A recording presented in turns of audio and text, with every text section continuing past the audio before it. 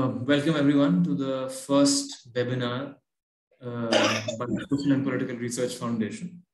I'm Jitendra. I am the research lead here at the organization.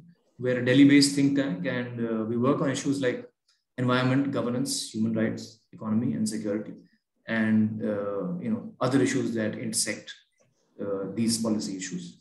We're a young think tank. We aim at making, taking public policy research towards a more accessible and holistic direction. By holistic, we mean making it more interdisciplinary. Data-driven, evidence-based policy analysis is something we live by, and we advocate the same through our social media and offline engagement with the government and the people. Do please follow us on Instagram, Facebook, Twitter, and LinkedIn, where we actively engage. So the theme of our webinar today is street food and how it interacts with the issue of food security in India, particularly in urban areas. So to dissect and discuss the issue, we have with us an esteemed panel of experts today, representing both academia as well as civil society. So for everyone's information, just a caveat, we did try to bring in more representatives from the street food sector, but sometimes things don't work out as well as you would like them to. So, going ahead then, let me introduce the panelists to you.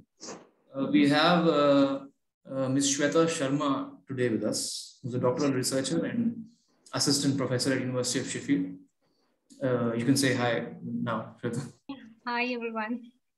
Yeah. So before commencing her PhD at the Management School of the University of Sheffield, she was an assistant professor at the School of Planning and Architecture in India. And she's published extensively on theoretical and practical aspects of street vending in Delhi, Chennai, and Vijayawada. She's also actively studying decent work conditions of female street vendors. Then we have Ms. Pritha Sen, who's a noted food historian and development consultant. She's also a former journalist, in fact, and a culinary expert. Through her work, she has delved into the history of regional cuisines in India. She specializes in recipes from the eastern part of the country, particularly Bengali cuisine, that too of undivided Bengal actually. And she writes regularly for national and international publications. She's curated menus for many well-known restaurants in the country, notably, I think, the Mustard Cafe in Goa, as from what I know, in Asagaon. Hi, welcome to the webinar, ma'am. Thank you. We also have Dr. Kirit Patel, who's the associate professor at Menno Simmons College, based in the University of Winnipeg, Canada. He began teaching international development studies there in fall 2007, and his doctoral research on indigenous communities in Western India and how they manage crop biodiversity won the Vavilov-Frankel Fellowship, awarded annually by Biodiversity International. He was the first social sciences researcher to receive this fellowship, scholarship since its inception in 1989. Dr. Patel, his current work focuses on the socio-cultural and ecological impacts of agrarian and climate change on small-scale agriculture and indigenous communities in the global south. Welcome, Dr. Patel, to the webinar. Thank you, Jitendra. We were also expecting Mr. Manjeet Gill, who was a former corporate chef at ITC Hotels, to join us, but for some reason he couldn't. So let's dive right into the thick of things then. So as per data from Seawater's tracker, COVID tracker for June 2021, Seawater is a sister organization, by the way, 53.1% respondents said they had rations or money for rations for less than 3 weeks. While the tracker collects data on a monthly basis, and that means the responses and the conclusions may be dynamic, there is no denying that the pandemic has pushed back years of progress on food and nutrition security. In his address to the 54th Commission on Population and Development at the UN, in fact, the Union Minister of Family and Health and Family Welfare, he said that the pandemic would, and I quote, likely reverse the progress made towards ending hunger by 2030. So the country, in fact, started seeing starvation deaths even in the hundreds by July last year. Notably, though, food insecurity has been an intractable issue in India, even before the pandemic. I think a recent FAO report from 2020 reported that people living with food insecurity in India increased actually from 426.5 million in 2014 to 488.6 million in 2019. The experience of the pandemic, though, has underscored the need for a particular emphasis on urban food security. As we saw, vivid pictures of migrants leaving cities. We also saw that, what we could note was that Indian cities are characterized by uneven development and a widening gap between the urban rich and the poor. In this context, the wide range of street food that is readily available and accessible in urban settings acts as a bridge, bringing the urban poor and low-wage workers closer to food security. In fact, multiple studies over the developing world, have shown the nutritional contribution of street food to dietary consumption.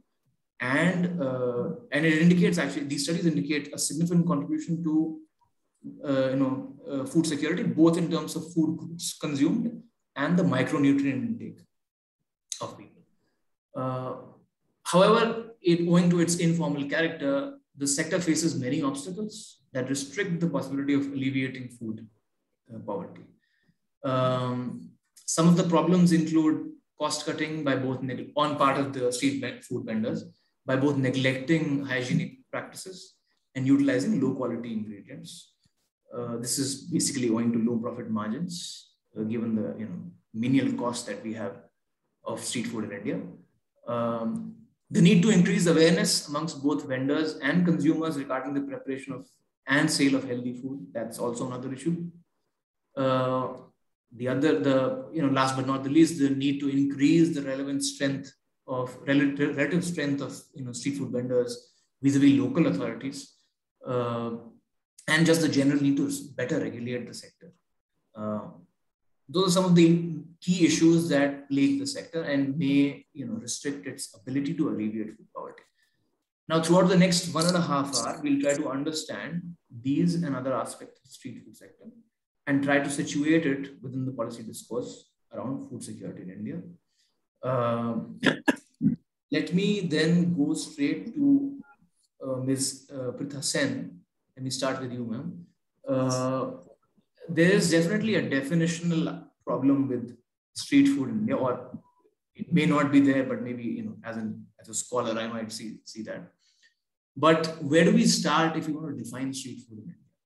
Given the high variance we see in its character, across several geographies in the country, or on the other hand, are we overcomplicating street food by trying to define it? Yes, you are, because street food, wherever cities grow, wherever there is business activity, wherever there is a congested demography, you will find street food vendors there, because street food essentially is not for recreation. It is for a livelihood. It is for a livelihood, and it is also providing cheap nutrition to the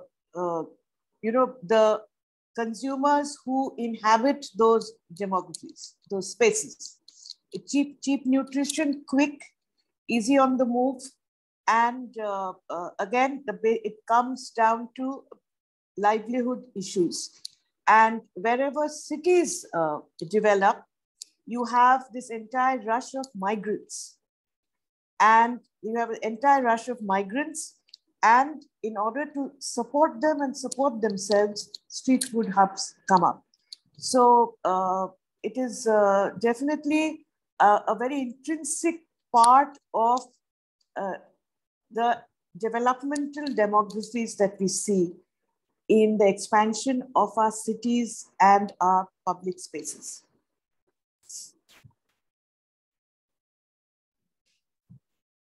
So how do we, if we were to, because definitional issues are always at the center of any policy, any policy framing practice. You need to know what you are framing a policy for.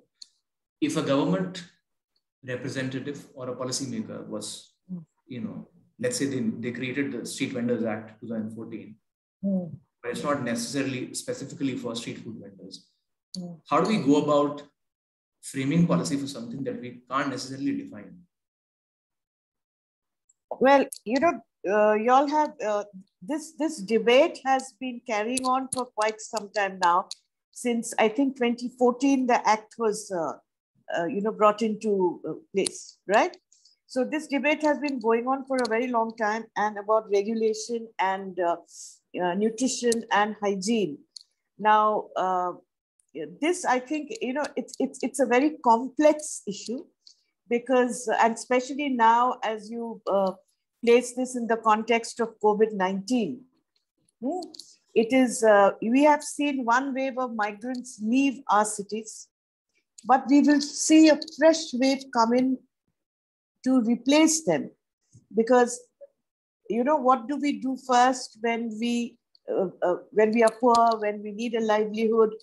Something that is the easiest and the quickest and sustainable is start something to do with food. I have seen this in my career as a development professional, as a development consultant, in my career as a food researcher, that whenever, wherever, when our existence is under threat, the first thing we do, if you look at displaced people, if you look at refugees, what do they do first when they have to earn a livelihood? They will put up a food stall. They will have something to do with food. I have seen this as a pattern.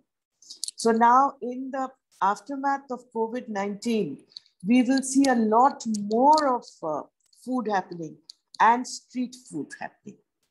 You see, we will have to be prepared for that, because it's not that our spaces will then, you know, that just because there has been an exodus of migrants back to the villages, it doesn't mean that then it's not going to come back. It's going to come back in double measure.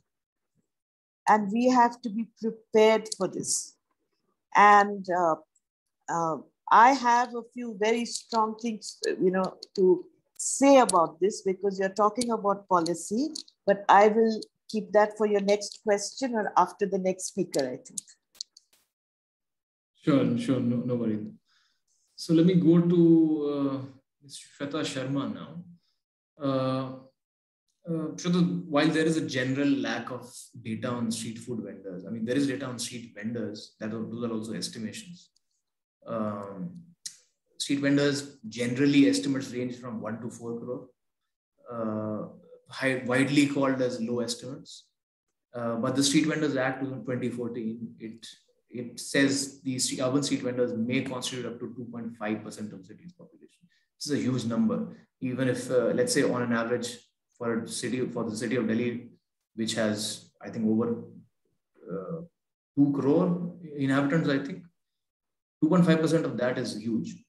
And the daily turnover through such activities is also estimated at 80 crore by some people. Now,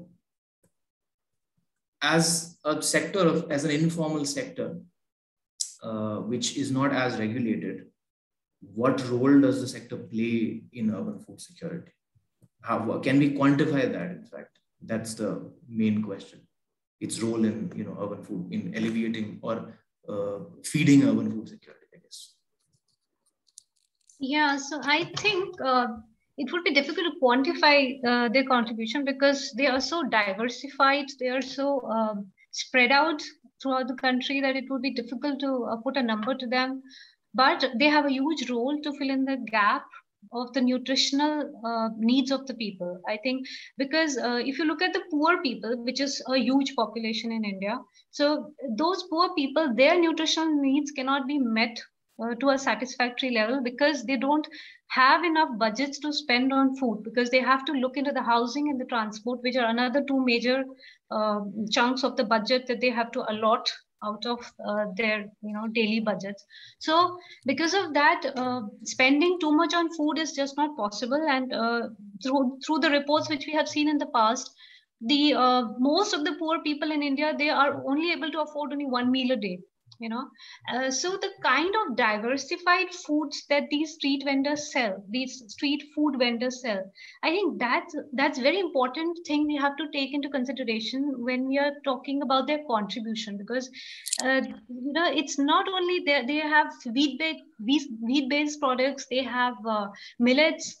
You know, a poor person, you cannot expect him to go out and buy the millets, but you know, these kind of things are easily available on the street and a very cheap option for the people. So I think for the urban poor, which is a huge number, I think these people have an immense role.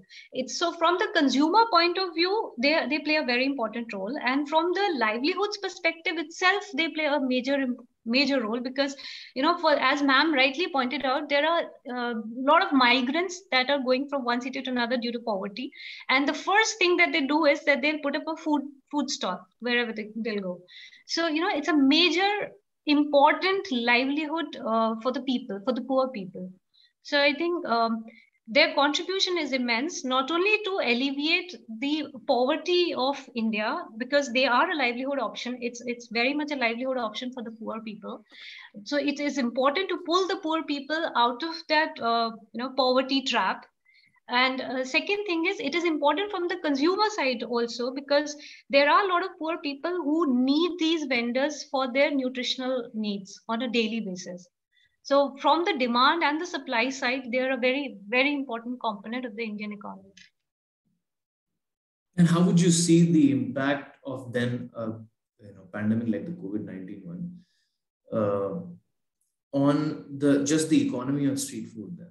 Because, you know, I mean, it's not just the lockdown. We're talking about increased, I mean, this is the day and age of hand sanitizers and, you know, masks. That's an added cost on anyone. How do you see the impact on the economy, even if we don't, you know, count the lockdown's impact? Yeah, you're absolutely right. I would say that we were not really prepared for this pandemic in the first place, and it just happened. So the point is, government also was not prepared to, you know, for example, set up the sanitization booths. But when it did strike, then also the government was not taking any proactive measures to do something about this. So it is, you cannot expect a poor street vendor to set up a sanitization booth. So there was a huge infrastructure gap that had to be filled in by the government. And of course, civil society organizations, I would say that they also did not actually come forward and push the government to provide this sort of infrastructure for these people. As they have done in the past. For example, the National Policy on Street Vendors Act was actually a collective effort of Manushi, Naswi, and Seva. So probably, yes, these organizations were very important in providing security, social security measures for these vendors at an individual level, but they didn't really collaborate with the government and push the government to provide that basic infrastructure for these people, which not only impacted their livelihood of the street vendor, but it also deterred the consumers to come and buy food from the street vendors, because there was always this concern of getting ill, of contracting the virus. So because of that, the consumers were scared to come and buy the food from the vendors. So from both sides, from the street vendor side, of course, it was a major impact on their livelihood. And from the consumer side also, there was a major impact, because they stopped coming to the streets to buy the street food. So I think government, which had a huge role to play in this, should have taken some important measures, especially from the infrastructure side, to actually fill in that gap and provide a safety net for these people. And because of that, what happened was that there was a reverse migration that happened. And because of that reverse migration, whatever networks these people had already built in the city with the consumer base, even those were broken. So when they came back, they had lost their customer base.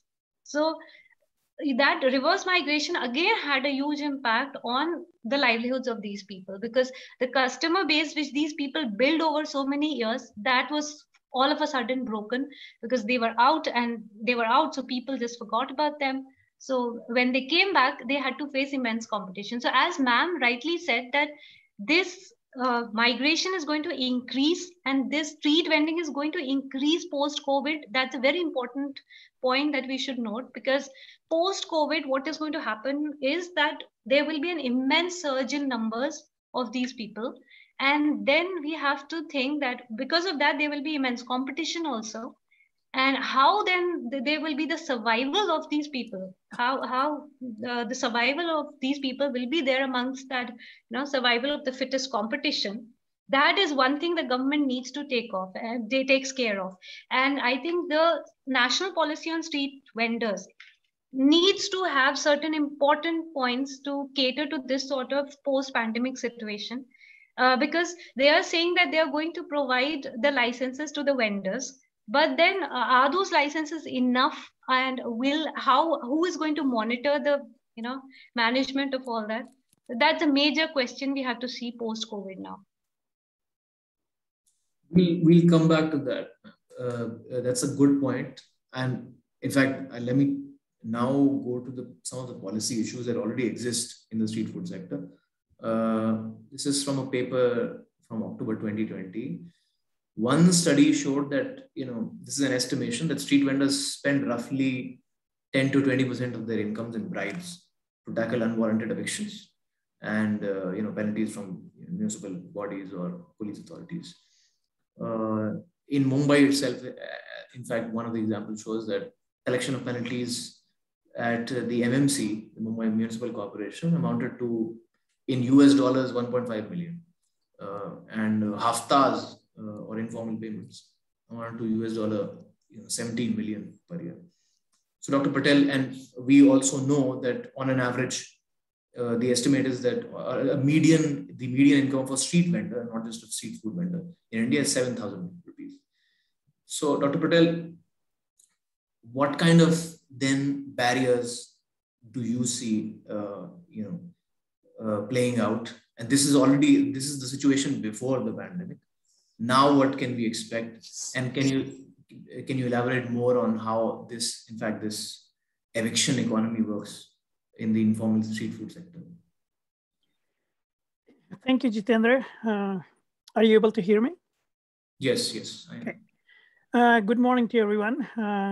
It's 5 a.m. here, so my thoughts probably not coherent or not in the flow is still picking up as sun rises at my end. Before I answer, I just have two quick comments on the previous question, just to add what my colleague said on the panel. The first about the definition. Yes, it's a very important issue. The Act defines street vendor as a very broad category, and within vendor, there are street food vendors. And within the street food, there is a huge diversity. And because of a too broad definition, it is very difficult to implement. The issues for each of these different categories are different. So for instance, my work was, as you said, primarily was based more with the small farmers years ago. And as Madam and Sweta said, there is a huge migration. So as my subject of research migrated from rural to urban landscape, my research also moved from rural to the urban. So some years ago, it was very interesting that I was working on a large research project promoting consumption of millets. And we saw that the millets were consumed more by elites in the urban areas. So we thought, why to work in that? Our objective is to promote food security for the poor. The project which was promoting the millets, it actually was catering more to the elite in the city. So we thought, how we promote the millets within the poor, the consumers. So that's where I entered into the street food vending sector. And so my experience is very specific from certain parts of the country, not at a national level. But to answer your second question on food security, the street food vending chain plays a very, very important role, especially for both sides. Here, what is very interesting is that the food security by poor, for poor.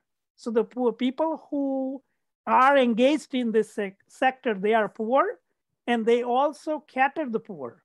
So in the process of addressing the problem of poor, you are also creating opportunity for poor.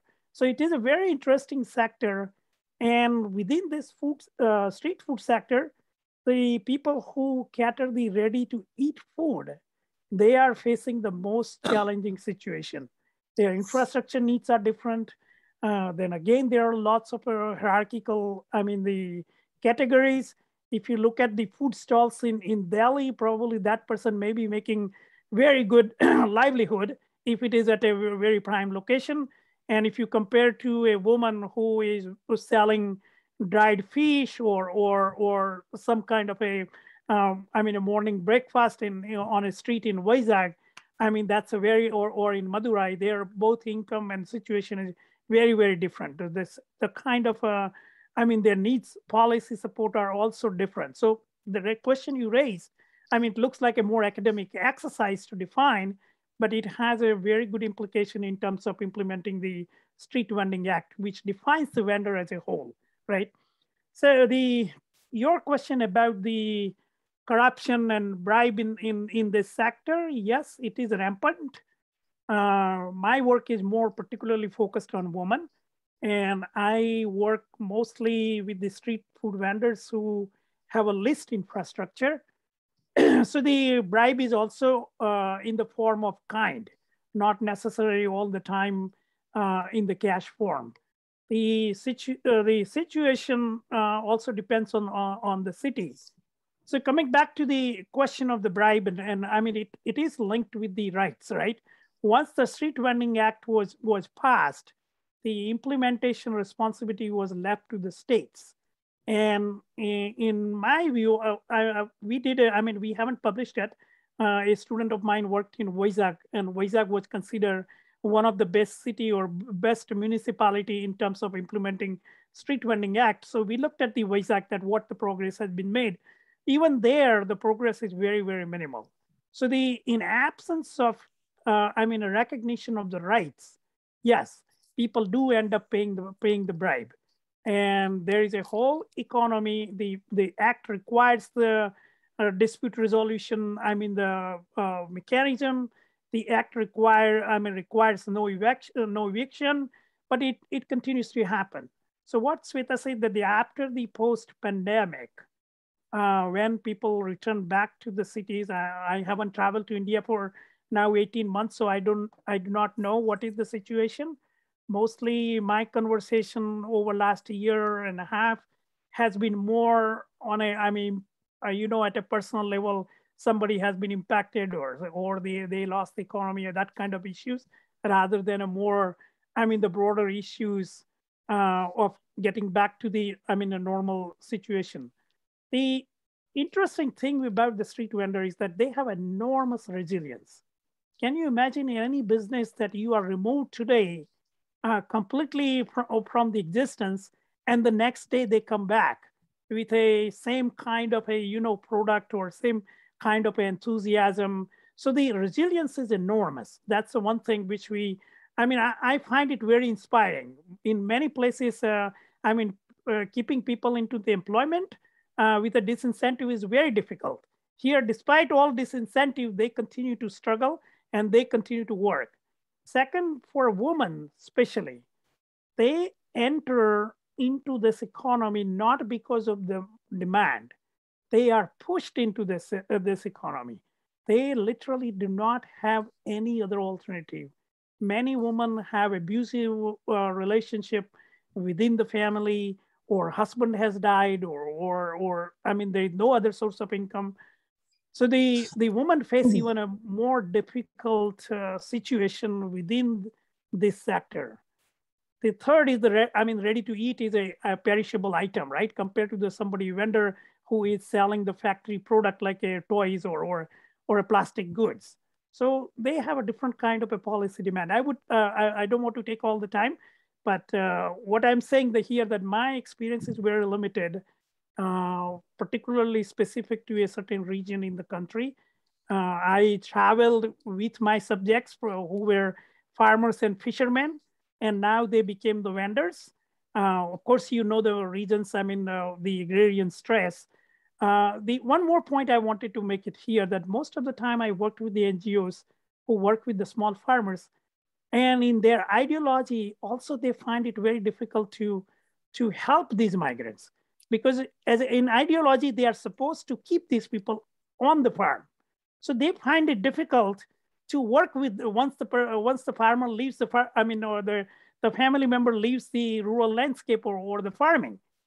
It sounds that the NGO is failing, right? Because the NGO is supposed to help the small farmers to keep on farm. So they also have, all these NGOs have offices in the big city. They're working in the rural areas. The poor who end up nearby to their cities, they cease to be their client because they left the landscape, right? Because they, as an NGO, I claim that the small scale farming is viable and farmers are able to improve their livelihood.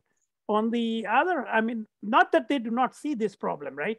But in their, whatever the project, they have no space to support this transition, whether people like it or NGOs or government likes it or not, people are making choices, right? To leave that particular livelihood and engage into this one. So how do we work with this? That's another challenge, right? So anyway, I'll stop here and listen from others as I try to manage to get my teeth up from somewhere. Thank you. Thank you for that, that covering so many aspects. In fact, let me choose because I wanted to talk about the gender division of labor within the street food sector and how similar to, the farm sector, many women are either pushed into it against their will or for lack of agency, or, they, in any case, they don't have, they may not have, access to the income that they may earn, even if, let's say, if husband and wife both are street vendors. So, Ms. Sharma, you have, through your work, explored this aspect, and in fact, decent working conditions for women also. Could you throw some light on this? Yeah, actually, I was looking forward to speak on this because my entire thesis is based on this.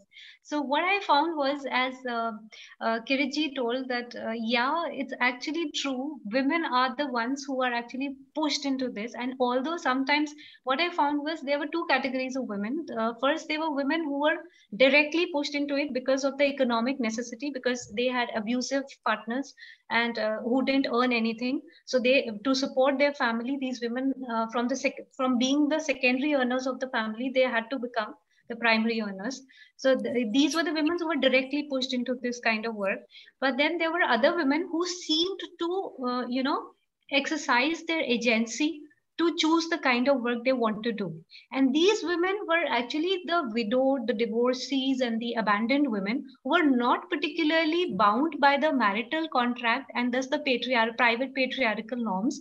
But these women, although it seemed that they wanted to voluntarily choose street vending because it was an easy way of earning money for them, because they had very low levels of education and it requires very low investment.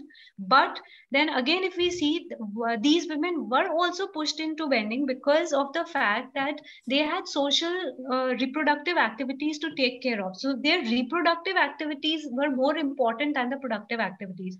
All of a sudden, when there was the economic support that was taken away from them because they were, divorced or abandoned or widowed, because of that they didn't get any support from the family. So they had to take the responsibility of being the first or the primary earners of the family. That was one. Also, they had the additional responsibility of the children. So to accommodate their reproductive activities, what these women had to do, they had to look for those kind of options wherein they can accommodate their work and their family life balance, and they could actually give more time to their reproductive activities than to the productive activities.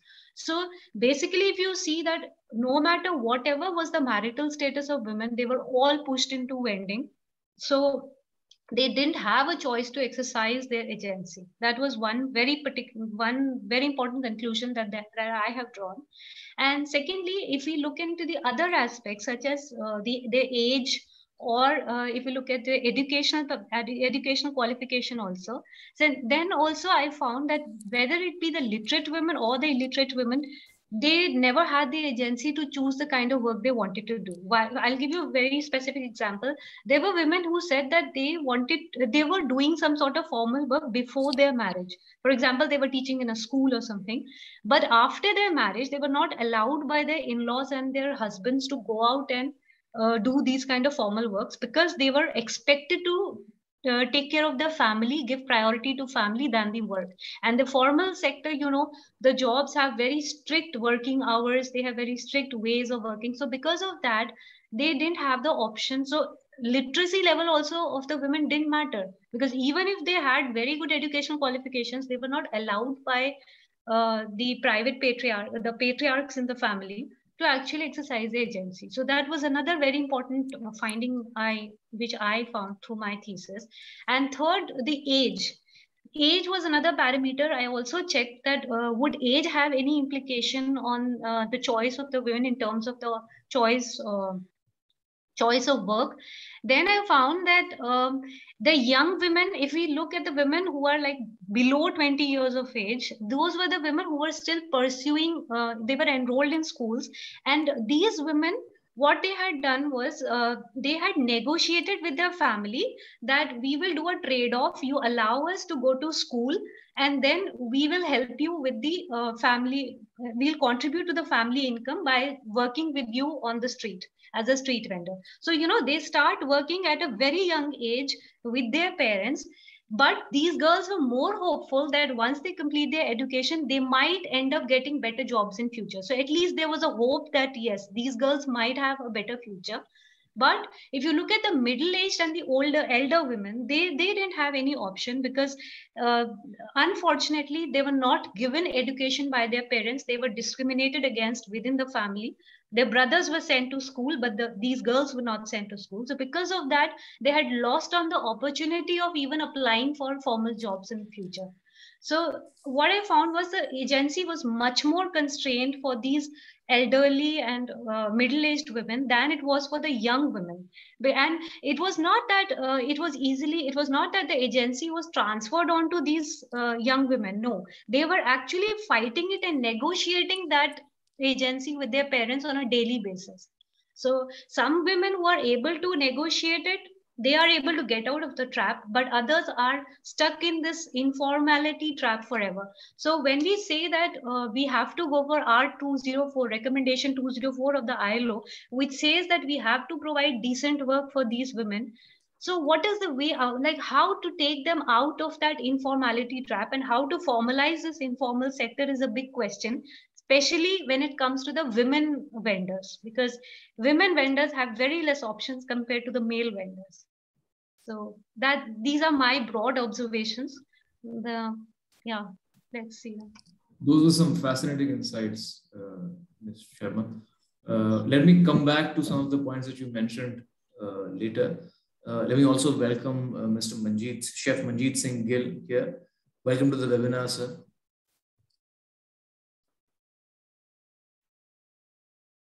Okay, I'm not sure if, so you're on mute if you can hear us. Yes, I'm here. Okay, welcome to the webinar, sir. Nice to have you finally. Thank you. Let me, because I had a follow-up question following from what Ms. Sharma said. So let me come back to Chef Gill in a bit. Let me go to Prathaman now. So, Ms. Sen, you know, there are questions about how how varied the street food sector is in its rural avatar and its urban avatar, and given the kind of you know, the possibility of economic upliftment, certainly of women. Now that we know that, you know, the majority of women who work in the sector are pushed into it, where do you see the government's role in this, in all this? I mean, you know, so far they've just been restricted to following framing regulatory policies or opening up portals for registration of street food vendors. But is that just cosmetic? Is that surface level in your view? You've asked me the right question, because this is exactly what I wanted to talk about. Because in my experience in the development sector, I've worked across sectors. And whenever there is this question of regulation and policy, it is always top down, and it is always, you were looking for a definition for the street food vendor. When you're looking for a definition, and if I could put in a definition, is a person who is providing a nutritional service to the common man, is my definition, right? So when someone is providing a service and you're bringing that service under regulation, which means the provider also has rights, has basic rights, and it is the duty of the policymakers to see to it that those rights are fulfilled. And where would we begin? In my books, like I began my discussion with the fact that typically street food vending is in urban areas, is in congested areas. You go to any of the commercial hubs, right? Commercial hubs or any other marketplaces, this, that, wherever, business hubs, whatever. These are, and now, like I belong to Gurgaon now. So all the multiplexes or the malls, all of that coming up, and around it clusters of, and residential, you will find street food springing up. Now, what we find is the rights of the authorities being exercised. If the bribes are not being paid, if the haftas are not being paid, if free food is not being supplied, then the rights of the vendor suffers, right? They're pulled up for not having this license or that license, or being, illegal squatters in that area. But we are not fulfilling our rights as our duties as the government or as civil society in providing them with the infrastructure. You see, and typically, it should be the municipal corporation's role to see wherever there is street food, there are street food hubs happening, that it is mandatory to have multiple points of clean, potable water. There should be toilets, right? There should be drainage, proper sewage systems. There should be drainage. There should be proper waste disposal mechanisms, because all these are connected. When we say street food is unhygienic, the man who is selling the street food, he is not we should not underestimate them. In India, we know the wisdom of hygiene. There is the right-hand concept, there is the left-hand concept, there is the washing concept, there is the jhuta concept. All that exists in the ethos of Indian food and food habits. What we have done is we have not given them those facilities, because especially post-COVID times, and your panel is, the heading is during COVID-19, or, that's it. In COVID times, these issues become doubly important, because they all add up. If there is no water, I myself have seen, street food stalls washing their plates and glasses in the same tub of water all day. Perhaps that water is only changed once. Once the morning service is over, and then when the evening service is over, right? Using plates and glasses, which are hotbeds of germs and bacteria if not worked properly. Doing things like making it mandatory to use disposable, eco-friendly plates and glasses, and making it available to them with government subsidy. We only look at policy and regulation and what we can topo onto them. but we are not looking at the needs and fulfilling those, because no amount of education. I have been working in the development sector now for more than 25 years, 25 years. It is not about education. It is not about training them. You can train them multiple times, but it is about attitudes, and the attitudinal change will only come when they see a clean environment and they find that 5 people are adhering to that clean environment and they are the ones who are messing it up. And then only that sense of ownership and shame will come. You look at our metro stations. When the metro stations came about, it was a very, very, it was a very targeted kind of awareness building with those little fines or with those little, shaming a person. You see how clean they have been all through. The metro stations, people, think twice before chucking something here or chucking something there. Our railway stations today have been cleaned up, and people take pride in keeping those clean. So it is the duty of the government, the regulatory bodies, to first look and clean up their own house. If you provide clean environments, if you provide the infrastructure where there are toilets, because the person doesn't have a toilet. So he's going down and sitting in one corner. There's no water to wash himself. And the same hands he's coming back with and he's giving you the food. Now, whose fault is that? Because he's going to do anything to survive, he or she. It is not a question of a man or a woman here. It is a question of livelihood. And in order to sustain that livelihood, the person will do anything and everything, and especially in post-COVID times. So the issue here, when you are looking at policy and regulatory framework, it is regulating the regulators. Civil society organizations, NGOs working in the sector, I think should address these issues on a war footing. Because again, like I said, we will see a mass exodus into the cities in search of livelihoods and a new wave of street food hubs coming up. So it is not that they're coming up, we have to regulate them and we have to give them licenses and we have to find them, what are we doing to our poor?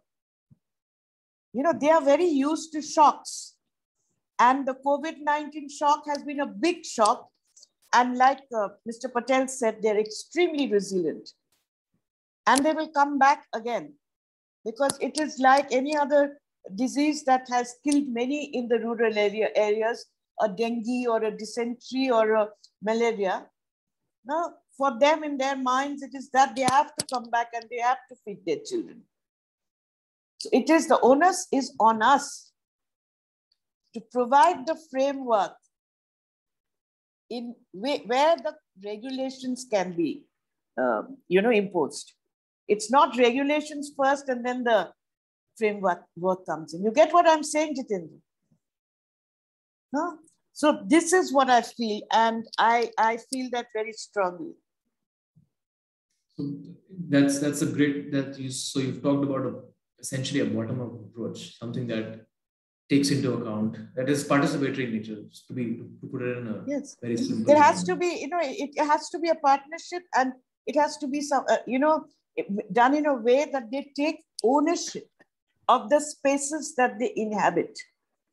And automatically the entire issues of hygiene and low quality goods and the post-COVID needs, all that will start falling into place. No amount of training, workshops, education of vendors, anything will help. All right, so thanks, Ms. Sen. We have 2 questions also. We have roughly 20 minutes of the, so at 6:40 probably we'll start the Q&A session. So I'll reserve the questions for that time. I have also to go to Chef Manjeet Gill, but Dr. Patel, you raised your hand a while ago. Can I have 1 or 2 quick points? one, what Dr. Sweta said about the, the agency of women.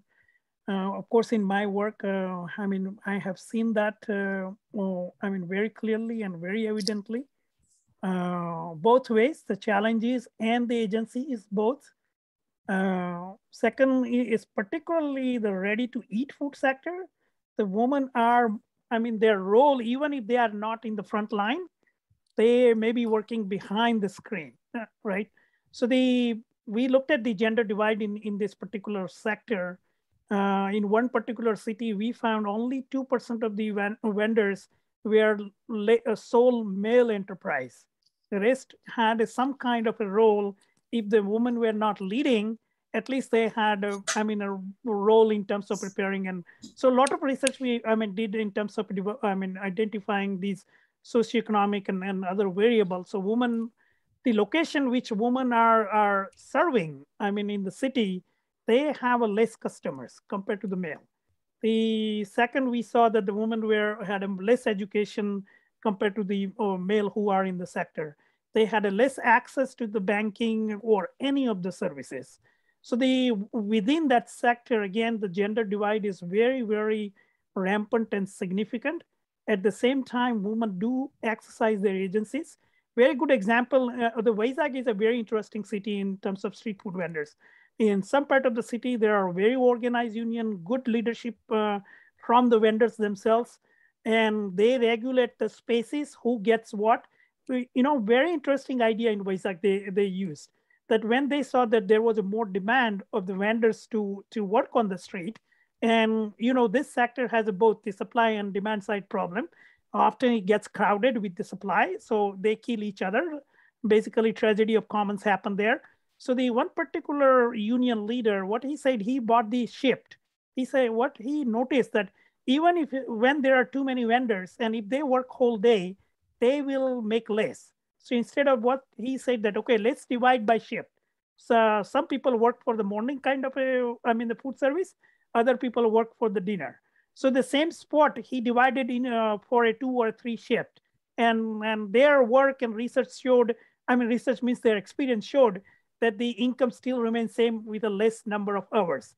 And particularly about the woman, to enter in this sector now, it is enormous competition and difficult. I don't know if anyone has tried to open a stall on any street in the city. The pressure is from both sides, from the state as well as from the vendor, right? The both sides.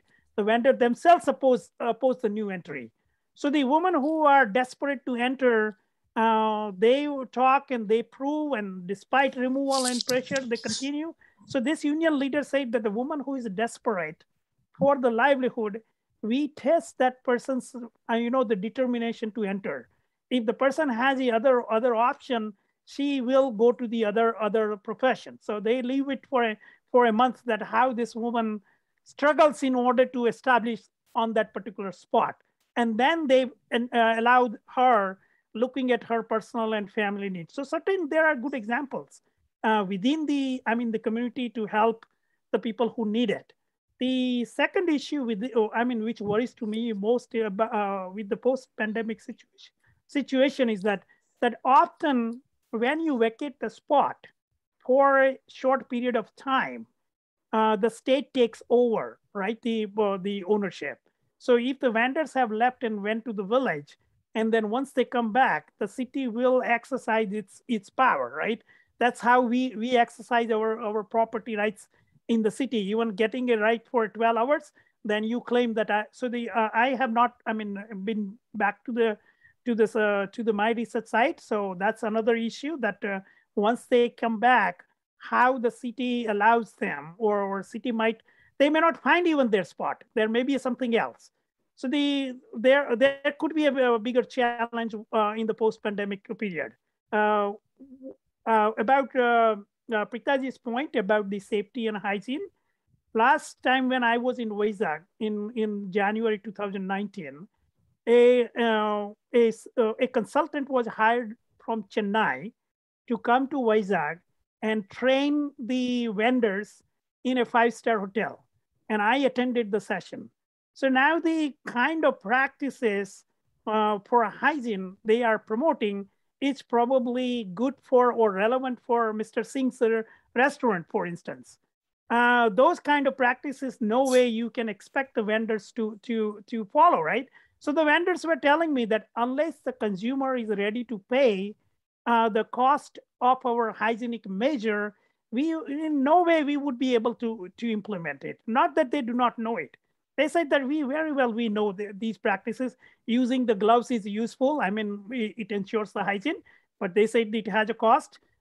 Cleaning, I mean, they're changing the water. Yes, it is useful, but they don't have access to. So we do not see in what situation they operate. Nobody has thought even, I mean, many women who are single and I mean, run the single person enterprise, they go to the washroom after 6 or 8 hours after they go to home, or they have some kind of a relationship with someone on the street who has a washroom, right? So it's extremely, I mean, you know, the unhealthy workplace, and the cost of measures which we are trying to implement through the food safety measures, which are something good for McDonald's or those kind of a food chain without, I mean, a participatory approach, as you both said, Jitendra. I mean, nothing is going to change. That's the fact. We need to understand, and the consumer need to pay the cost of those measures. Not that these people are illiterate and they cannot, I mean, understand the importance of these measures. Third important thing in our city, in our public, I mean, the policy, anything happens, whether it is epidemic, pandemic, or anything, whether it is a city specific or the national or international, the first brunt is on the street vendors. The administration first shut down the vendors, and they will claim that, okay, we have taken the measures to control whether to control the infection or whatever, whether it is a foodborne disease or not a foodborne disease. Even for COVID-19, I mean, this is a contagious virus, but it's not a foodborne. I mean, in North America, the restaurants keep working. The issue is, I mean, they have a delivery service. So virus is not spreading through the food. Virus is spreading through the contact, right? So the restaurants were, I mean, initially they were shut down, but as they learned quickly, they were open. While in our case, the cost of the public health measure, whether they have a relation with the street food vending or not, that's the sector which is shut down first without any alternative income or a social support whatsoever. So if the person is making, let's say, modest 300 rupees per day, next day that person's livelihood is gone and never know when it will back. It can be 2 weeks after, it could be 18 months after, or 2 years after. No social support, which somehow I don't know how we can slip without addressing this question in the country. Especially when the Prime Minister himself is a son of a street vendor. And especially I work in Tamil Nadu, where I say that once upon a time, even the Chief Minister was a vendor himself, and the Prime Minister, I mean, both the top policy makers, not that they do not know these sectors. They themselves have seen, I mean, within their family, and still the problems of these people remain unaddressed. That's something we need to, address as we go further as a nation. That's quite it's a very disaggregated look at the sector, in fact, Dr. Patel.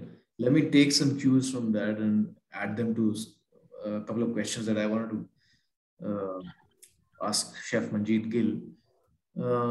Chef, I mean, you have a complete idea of how what kind of costs restaurants have to incur or hotels have to incur on sanitary implements, in general, and if we were to look at it from a more, if I were to just crudely speaking, hygiene then becomes a form of a privilege itself, which, as Ms. Sen previously mentioned, needs to be subsidized in some form by the government.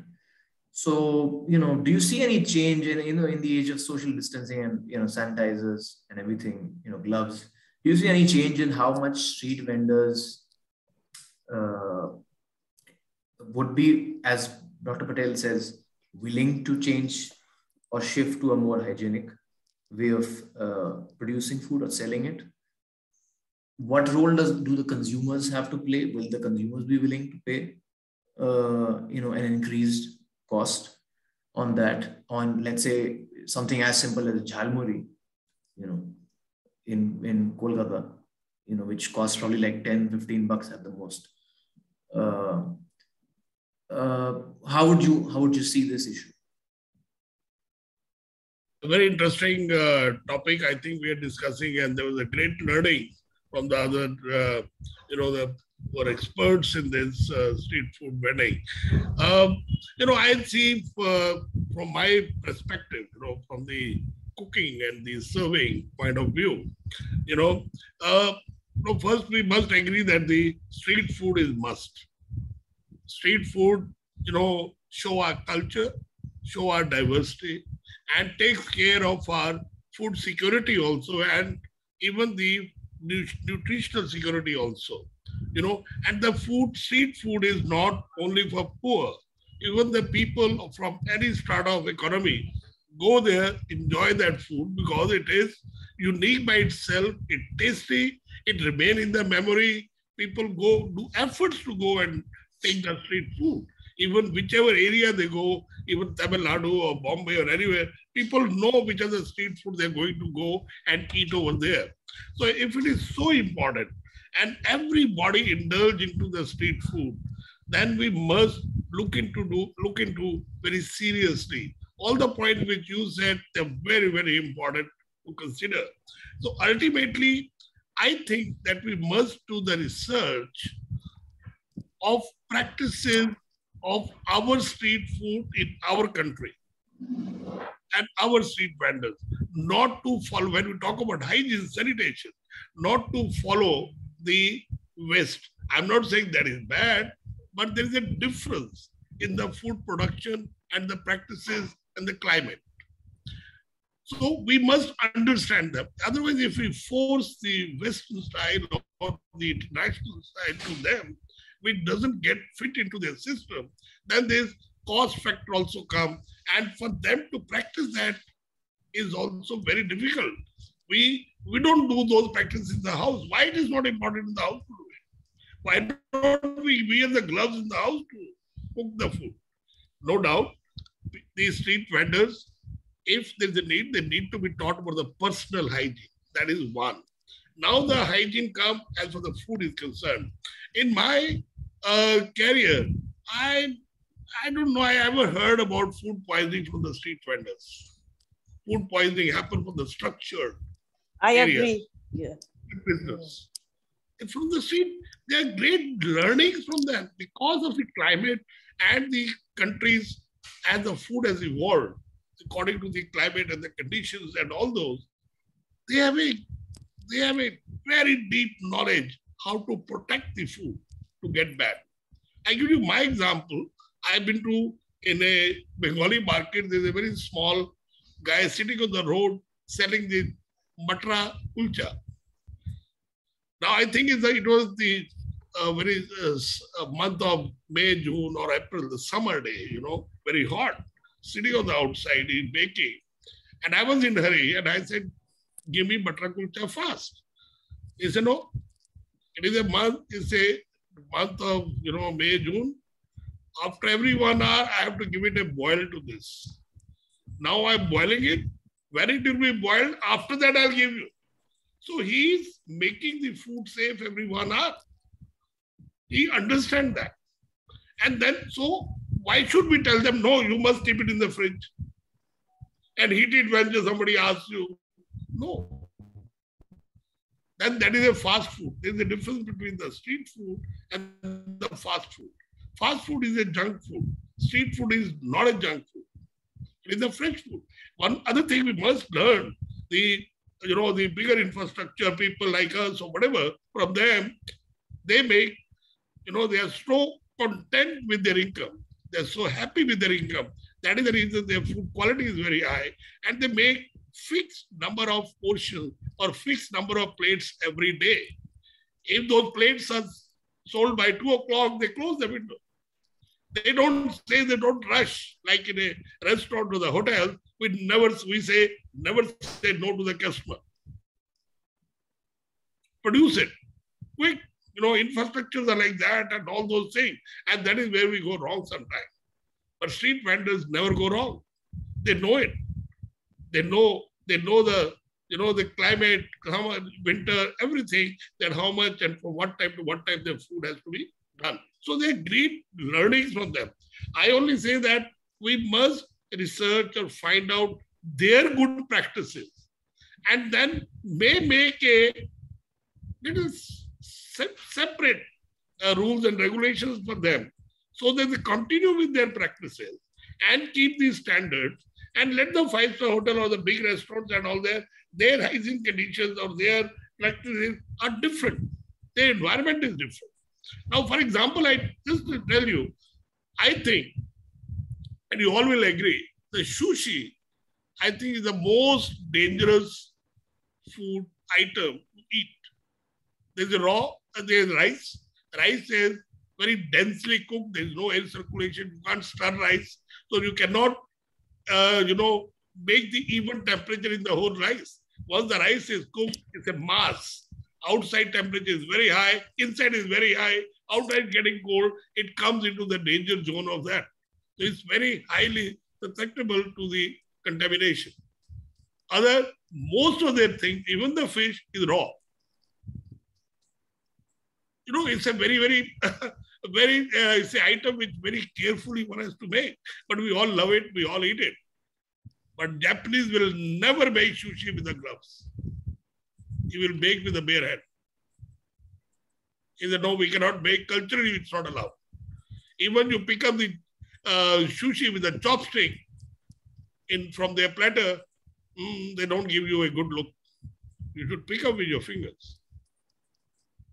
Why? They are keeping this tradition. If they can maintain that or manage that, we can also manage that. What they do is they keep a very small ball of rice vinegar next to them when they make sushi. So every one or two sushi, they take little rice vinegar, apply on their hand like a sanitizer, and they make next one. Now I'm saying it's a great learning. There's no harm in learning these things. I think this is a better practice if we tell our vendors to keep a little lemon juice. They put lemon juice in most of the thing or some other thing, imli ka pani, all are sanitizers. They are the food sanitizers, and they can sanitize. So something like that. This is just one example, but when I do the deep study, I think we might come out with many, many things, to bring those things into them, make them happy, make them comfortable, then putting in the gloves and this and all kind of things, the masks and all that, all these things, cost also, and they feel uncomfortable. They're not able to use their actual hand skill to produce the thing also. So I think, needs a great study on this. And otherwise, street foods are, they are a cultural thing. We cannot remove them. They have to be there. And I know many countries are working on street food of their country to increase or to impress the tourism, to increase the tourism in their country. They're trying to develop the street food. They're trying to coming out with the street food. And nowadays, even the street food international conferences are happening and all that. It's so important. So as Madam said before, and you also said that there has to be a hub. There has to be infrastructure. There has to be a proper potable water supply over there. And that infrastructure must be created by the government, different hubs with the different places and all that. And they can be regulated with the NGOs. Now, NGOs can't create an infrastructure to them. They may be audited with the NGOs, that some people take care, okay, we'll audit it, we'll see, you use the right practices and all. Those kind of controls we must bring. Those kind of controls, we can also get into this. We are also, like as a Chefs Federation and all that we are doing, the FAST track, the FSSAI, hygiene sanitation, and other courses we are doing with them for 3 hours, 4 hours, 5 hours. But still, unless it's not a structured hub available, it will not be possible to do all these things. And even after supplying water and all that, the biggest is the garbage disposal. Absolutely. Garbage disposal is Yes. a very big issue. Now that vendor can't do it. If he'll do it, definitely will have some shortcut to that. But can't do it. There's some infrastructure, the authority or somebody has to do that. There has to be a system for these things. The garbage is the hotbed of disease, Absolutely. not the vendor's hands. Yeah. So wherever, that's very interesting. That's my suggestion, and there's a lot more people keep talking. But Yeah. I learned a lot from you all listening from the starting. No, I'll come back to you, Chef Gill. That's a very interesting comparative, view that you've shown on, the hygiene practices in the restaurant sector, in, let's say, cultures like Japan, and in, urban street food sector in India. But Ms. Sharma, you raised your hand. Let me, in fact, while you want to comment on something previously said, let me add something for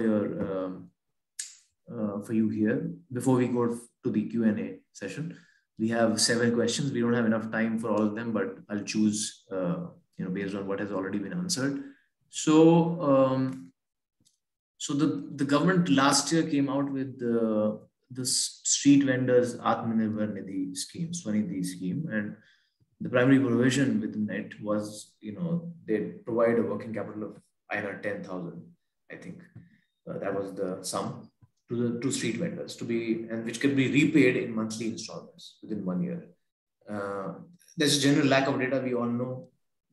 So we don't know how many actually, registered street vendors actually even were able to avail benefits. Given the lack of data and also just the form of the provision, the nature of the provision itself, which is in the form of a loan and not a direct cash transfer. How do you see the efficacy of such schemes playing out? And you can also comment on what you had. Yeah, actually, I would like to agree with what Mr. Gill has mentioned, that the street vending is a very contextual thing, and we cannot just take the best practices from abroad and think that they are going to work in India. That won't happen, because just to give you a very small example, we have a peddlers market in Sheffield, and the market is held in a particular enclosed space. So the worst impact of the pandemic was that the government completely shut down that peddlers market, because they thought that it's going to spread, the coronavirus spread is going to be much more in these kind of enclosed spaces. Kind of street food vending we have in India is more open to sky. It's more on the streets. So there is less chance of transmission of the virus because of this. So our street food vending is very, very contextualized to our culture. And so it won't be a good thing to actually take the best practices from abroad and apply it. I think we have our own culture and way of dealing with all these things. So I completely agree with what Mr. Gill has said, that we have to understand our own context, our own culture, and give some creative ideas from our side. For example, as he said, that use of the lemon. We can have own sanitization measures. We don't have to actually take things from abroad straight away. So that's a very good point, I think, what he has mentioned. And the second question, what you said, that the social security schemes that the government keeps on launching from time to time. Very rightly, you mentioned that how many of the registered vendors were able to take, avail this scheme. So again, I would say registration and licensing is a major issue. And unless and until you have some proof of avail most of the benefits, which also was confirmed in my thesis, what I found was that most of the social security schemes were not available to these vendors just because they didn't have any proof of vending, like they didn't have any certificate of vending. Because with this new policy that is going to come now, licenses are going to be taken off. They will be given a certificate of vending for a few years. So unless and until they have that certificate of vending, they are not going to get most of the benefits. So as you said, the efficacy of these primarily depends again on registering these vendors. And unless and until government comes up with ways to increase more people, more vendors in this registration scheme, it is not going to work. And I think here the town vending committees that are going to come in, the town vending committees, which again are they have the representatives of the NGOs and the union members and the government also. So these town vending committees will have a major role, because they are the ones who are going to conduct the surveys in the country. They are going to actually give guidelines to the government that yes, these many vendors need the licenses. And once that problem is solved, I think we can see that these kind of schemes can actually trickle down to the beneficiaries much more easily than they are doing at present. So efficacy very much depends on the registration. I would say, yeah, that's very important. And a very important role in this can be of the town vending committees and the CSOs, the civil society organizations. They also have to make these because they are part of the town vending committees anyways. So they have to take that proactive role in educating the vendors to come forward. I'll give you a very good example. In 2018, I was in Delhi, and that time, what happened was town vending committees, they had just been formed, and there was a lot of bureaucratic problem in that also. There were a lot of corruption issues in that. But what they had done was they had gone to the markets and done surveys which were not in the right format. Like, you are supposed to do the survey at the place where the vendor is actually selling. So now the most of the vendors are mobile vendors. Most of them are peripatetic or mobile vendors. So how are you actually going to get hold of them and say that this is your place of vending? So I think the policy itself so the policy itself is not addressing those kind of questions. Like, they are saying that you have to do the survey at the place of the vending where the vendor has, but a vendor does not have a fixed permanent place. as we have in the foreign countries. So I want to add something, if I may, to what Shweta said. I've been working for 2 decades now in microfinance and micro enterprise and what we call sustainable livelihoods. The main problem with these microfinance schemes, the loans that the government is giving, say 10,000 or whatever, is it is given against proof of residence is one very important thing, and ID cards and proof of residence. Now, their proof of residence is in their village. In the cities, it's a shifting residence. There's a construction site happening. So you have juggies and you have street food vendors coming up there. As soon as that building is done, the authorities come and clear out the entire place and they have to move, and their juggies are broken down. I've seen this time and again happening here in Gurgaon, right? So most of them cannot avail of these loans, especially coming from the government. And we all know about red tapeism in the government. A microfinance organization does, they do a lot of work in order to be able to give it to the thing. Here, it's the opposite. The vendor has to prove he exists to the government. And with the Babu sitting there, unless this proof of residence that you are going to give the person a loan, the ID cards, all that, unless it is there, they do not get those loans. So which is why very few come forward to, and even if they do, then they're asked for bribes in order to be given that loan. There are multiple layered issues here which need to be looked into, what Shweta has said. Thanks for highlighting those issues, Ms. Sen.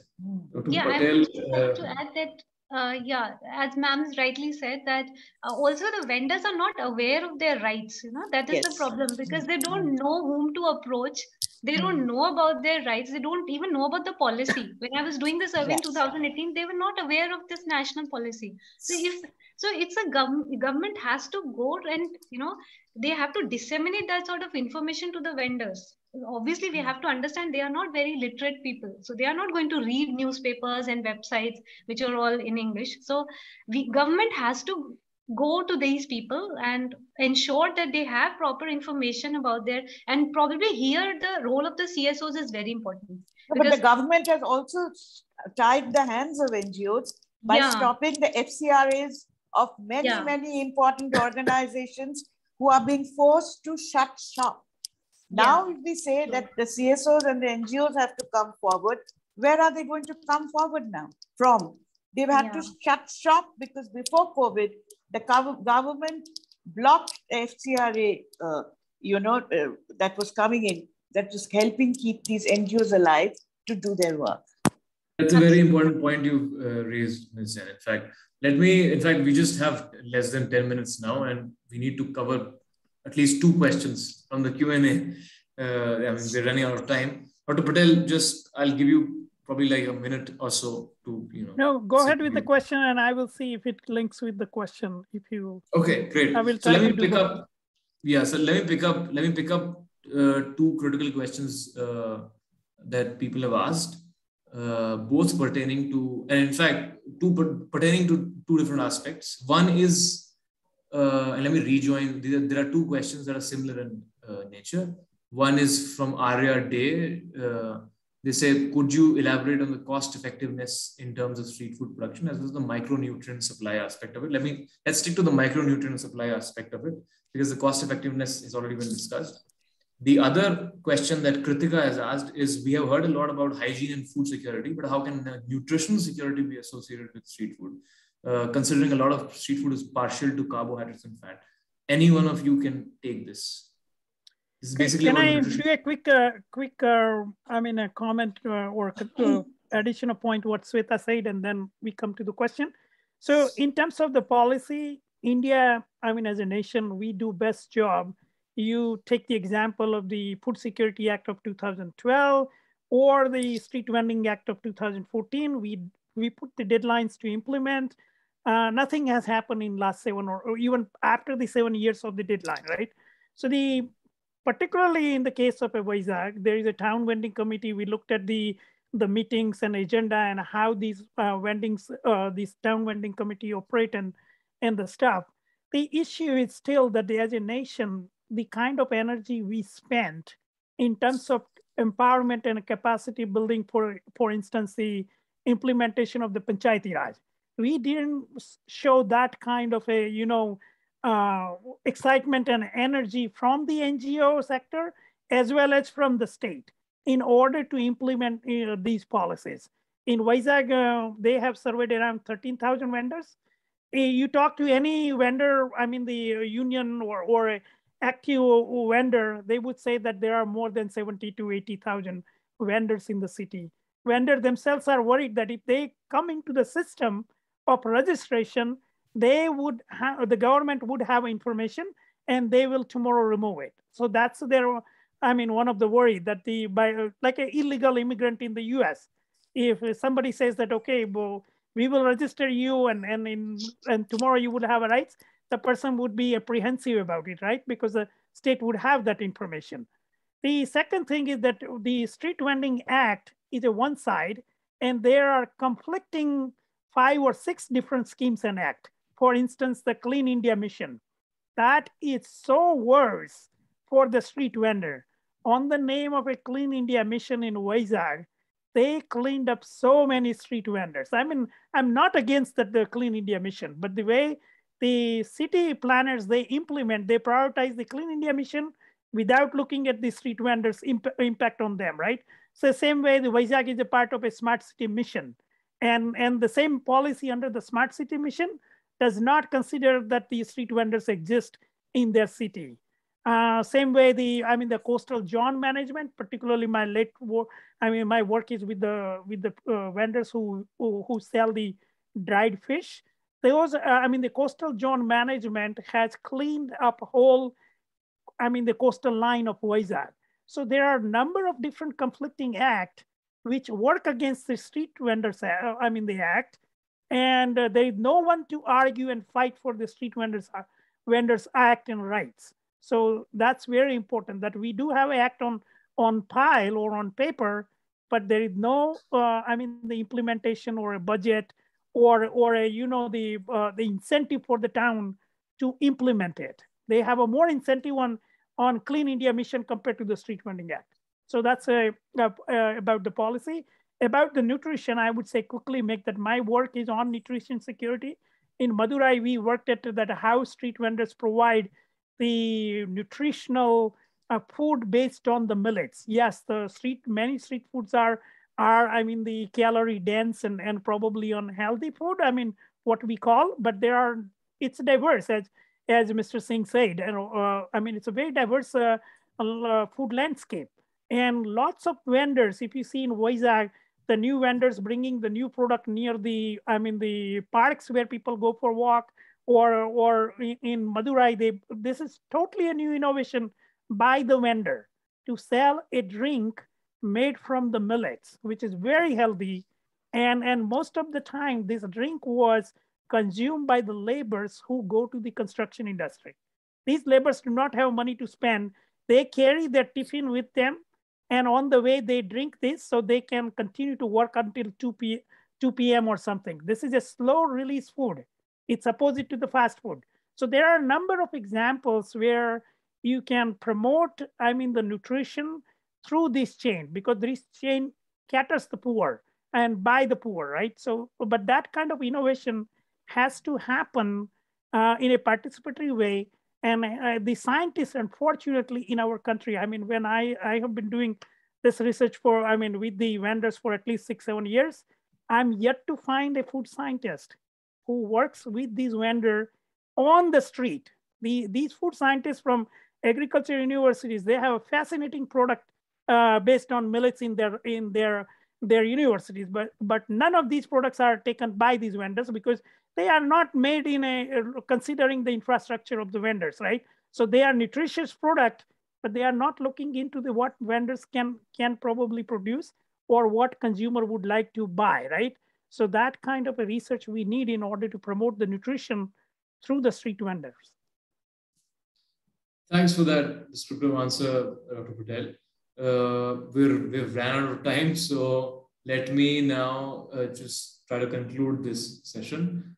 I'll give you like 30 seconds each, and you can just, if you were to choose one aspect of today's discussion that you would definitely think should be taken up by the government in the near term, given we might approach the third wave of the pandemic, we don't know what's going to happen.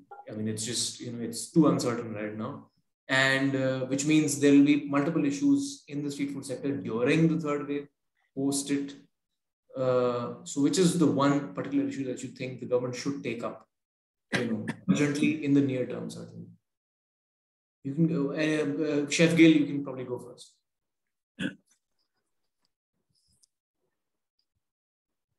Chef, you're on mute. We can't hear you. Yeah. You see, the regulations the authorities have to make and give them the place. That's very, very important. And then some trainings can also be given. And that's, unless the proper place is not authorized to them, nothing can happen. Will not be able to have sanitation, will not be able to have supply of water.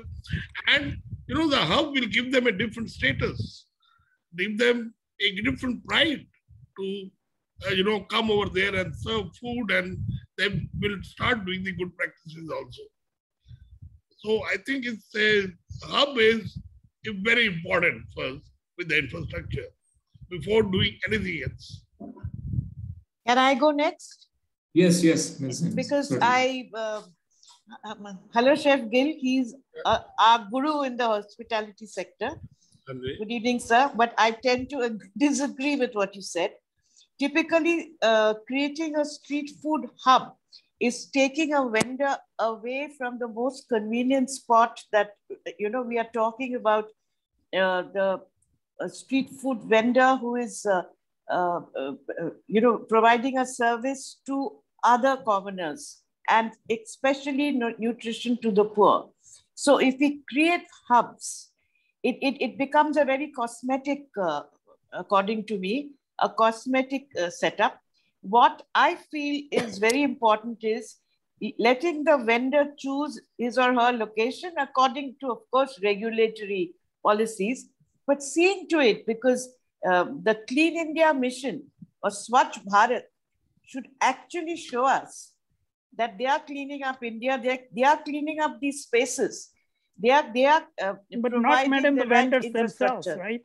No, not in by the process. vendors. They are removing the vendor rather than not the cleaning. vendors. That is what I'm saying. The spaces which the vendors inhabit, instead of putting them all together in one hub, which may not be convenient for them as a source of livelihood, they have to be near their places of, from where they can carry their goods easily to the place where they're selling, where they already have customer bases. You see, those areas have to be identified, and the infrastructure has to be given to them in those areas, not at the convenience of the government.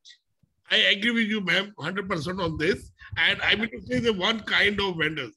Then there are vendors which are movable, like we were saying. Now, most if you see the vendors which are moved or a cycle or a cart or whatever, they don't give water to drink. They are mostly the disposable thing. They don't wash anything. So there are different kind of foods and the different kind of things. We have to see that and work on. It is not one set formula. You cannot follow file and say this follow. So in our country, one size does not fit all. Yeah, we have to do research on the vendor and then their environment, then make the variety of different. Great. Those are two interesting, in fact, takeaways, Chef Gill and Ms. Sen. Ms. Sharma, you'd like to go next? Just one thing that you think is important in the near term. Yeah, I think social dialogue is very important. I think the government needs to listen to the vendors. Just by making policies, that is not going to really help. We have to listen to what they actually need. So when we talk about the access of these vendors to various services or even to the government authorities like the police, and the vendors are scared to go to the police and municipal authorities. So the problem is that we cannot ensure access of these people to the authorities or even to the resources, and unless and until government listens to what these people want. So social dialogue and forming tripartite agreements with the NGOs, that means the representatives of these people, the vendors unions and the NGOs, and between the and the government. So these three parties need to come together and form those tripartite agreements so that these people get a voice. I think that the most important thing is the people are not getting enough voice. Their voice is not reaching the authorities. So the policies are framed, but without keeping the appropriateness of the access dimension, which is missing as well. That's a great point, Ms. Sharma. Dr. Patel? Yes, I will stick 30-second rule. I fully agree with Sweta. The issue about the food safety, I will leave it to the vendors and consumers. But if I have to choose one thing, just remove this policy, the conflicts with the other policies, and truly work to implement the policy. If the Street Vending Act is implemented in a true spirit, it can, bring a lot of change. And second, keep the vendor in mind, not the vendor services, right? The well-being of the vendor is most important. If the vendor is not healthy and suffering from the TB or whatever, you cannot expect a healthy food from that person, right? So the well-being of the vendor is first, and then you expect the worst enemy of the street vendor is the middle-class person in the city. They don't want to see them in their own neighborhood. They love their food, but they don't want them to show up in their whatever their colony or society or whatever you call in their residential area. So our mindsets of the middle class of a clean city has to change. The vision of the smart city has to, there has to be a place of a street vendor in the smart city. If the street city or a smart city is only with the bridges and the high-tech infrastructure, then these people are not going to survive. Thank you. Thanks for having me. Thanks for that, Dr. Patel. It's a critical takeaway, and might I say, food for thought for the middle class in the country. Okay, so that's pretty much the time we had. I'd like to thank all our panelists for giving us their time and being, so elaborate and so descriptive on giving us a look at the microcosm that is the street food sector. Also like to thank the Board of Trustees of SPRF and the team at SPRF for putting this together. I would also like to thank Michelle, who you cannot see on the screen, but Michelle, if you could just say hi to everyone once before we leave, that'll be great. Even if that's fine. Okay, great. Hi. So Michelle is the communications manager at SPRF. She's done a wonderful work, at the back end with this webinar. So hoping to see some change in the street food sector and looking to situate it within the ethos of the food security policy discourse in India. Here's to some better livelihoods for the urban street food vendors in India. Thanks for joining, everyone. We'll end it here. Thank you, panelists. Thank you, everyone. Thank you for having us here. And wish you all the luck. Thank you. Yes. Thank you, everyone on the panel. Thank good luck with your work. Much.